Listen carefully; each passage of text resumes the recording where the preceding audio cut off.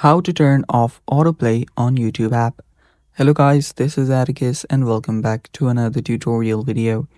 In today's video, I'll teach you guys how you can turn off autoplay on YouTube app. So without any further ado, let's dive right into it. First step is open up your YouTube app. After you open up your YouTube app, you can then open up any video that you want. So let's open this one.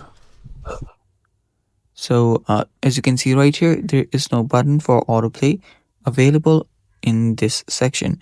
And even when you look at the video up there, you won't find the button because sometimes some videos will not have the autoplay option. So what you can do is find another video. After you find another video, you'll find this button right here on the top, this one.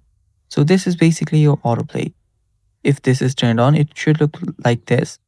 To turn it off, simply tap on it once and it'll just get turned off.